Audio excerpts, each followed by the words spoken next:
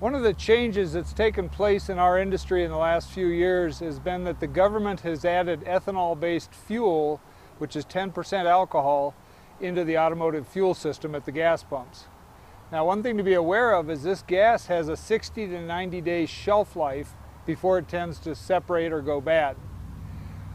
That can be really hard on a carburetor of a small occasional use engine like a homeowner chainsaw, like a snowblower, like a leaf blower, that sort of equipment that doesn't get used very often. The way to combat that is to use ethanol-free fuel, which is in these little cans here. This is not an additive, this is actually the fuel. Now, it's not cheap, it's $7 a quart, but like I said, it's designed for occasional use equipment.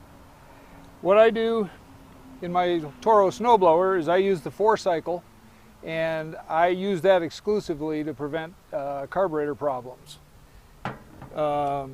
VP also has a 50-to-1 mix, of course designed for 2-cycle equipment like your steel chainsaw and whatnot.